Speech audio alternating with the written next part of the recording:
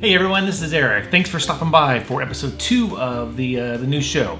I want to first off say thank you to all of those that have commented or liked or subscribed following the release of the first episode last week.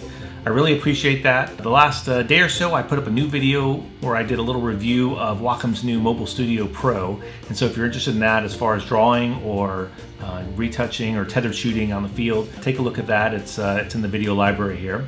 I also mentioned last week that I was going to be showing some of the artwork I had created in the past week. My goal this past week was to spend at least an hour a day working on some new drawings, and to do that I found this book about Disney villains, and so it kind of walks you through step by step how to draw these famous Disney villains. So I thought I'll do one of those a day. I spent probably maybe an hour and a half a day on those, and I'll be showing those at the end of the video. But today's video is all about deliberate practice. So what is deliberate practice? We always hear those terms like you need to put in 10,000 hours or lots of mileage on your work, whatever it is, photography or music or art, to get better. Deliberate practice, though, is a little bit different. It's a different approach to practicing, where you're not just putting in the time on your work, you're actually actively asking questions and answering them during those sessions. So what do I mean by that? Let's do a little quick session here. So I have these 6 head sketches here, and let's say I'm going to practice drawing some eyes. I'm trying to figure out what type of eyes I'd like or I'm interested in drawing. So I'm going to start here. We'll just do something like this. It's very cartoony. Let's change that up a little bit. Maybe something like this. So rather than just drawing all of these eyes and putting in the mileage on drawing 50 pairs of eyes, I'm looking at the prior ones I've done and making decisions on what I like and what I don't like. So for example, I don't like those little black dots here. We're going to try to do something just a little bit more realistic, maybe something like this. Okay, that's okay, but this kind of looks like that kind of motion with the eye there. Let's try that again down here. Try to make this more uniform across the top. Alright, I'm liking that a little bit more. Color that in. What else could I do? Well, sometimes I see like this little line down here underneath that. Let's try its version with that.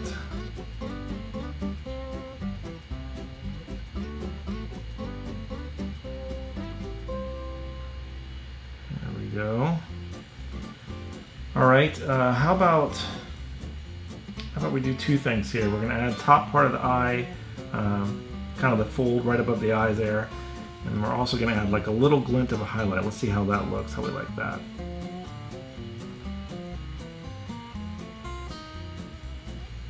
So we got this. Put that line underneath. This time we'll add this little bit. And a little bit of a highlight. Okay, so you can see really quickly there that just in the span of a couple minutes I've worked through some ideas on what I like for eyes, trying to nail down a look. I'm putting the time in, and believe me, this is nowhere near good or anything. It's just the idea of the practice. I'm constantly asking questions and then answering them as I'm working to let that inform how I draw the next one.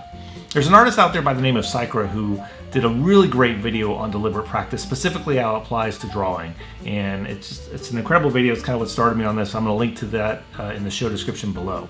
Now let's look at how this might apply to a photography shoot. You might be familiar with the work of Zack, Arias, a commercial photographer. And this post on his blog, it's a little old. It's from 2010.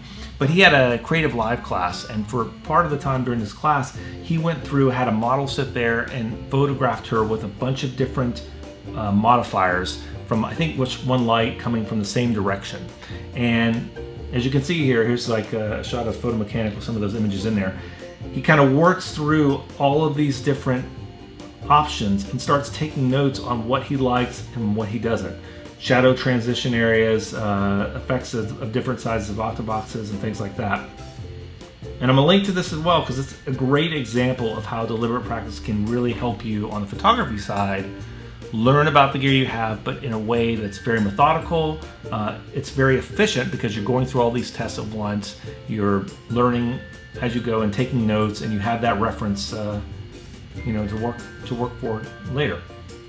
Now, as I mentioned, I like to do this technique a lot. In fact, lately I've been working on some new painting ideas. I have these two little sample boards showing paint swatches with different types of paint, gouache and acrylic on different types of boards. This is a painted canvas board, and this is that aqua board material. And then how they interact with colored pencils, different brands and whatnot. So I'm always doing these sorts of tests. I have a bunch of these lying in the back that I have as a reference. So if I ever decide, hey, I want to thought of some new, combination of things to try, I can go back there and look and see, have I done it before? If so, did I like it? If not, I'll do that test and keep it back there. And I have that not just for materials and paints, but varnishes, different things like that. So I always have examples of those back there, and I'm building that as I go. Okay, so I'm going to link to all of this stuff below in the description so you can check it out later. I mentioned those drawings I did earlier. I'm going to show those right now. So basically I had this book, this Disney villains book, and I went through and every day did a new drawing. Basically spent about an hour and a half on each drawing, trying to replicate how they did the drawings. They give a little step-by-step on how to do it and tried to match the coloring as best I could. Would I consider it deliberate practice? No, I would not. And the reason being because I'm not reworking the same drawing over and over again, trying to figure out what I don't like and making adjustments to it. Here I'm just pretty much copying what they have on each page, doing the best I can, and moving on to the next one. So it's practice, I'm putting in the time, it's just not deliberate practice in that I'm trying to ask those questions and answer them while I'm practicing. All right, so I'll put a link to everything we've talked about below. If you have any questions or comments, please leave them in the comment area below. If you like this video, I'd love a thumbs up or subscribe, and thanks for stopping by. We'll see you in the next one.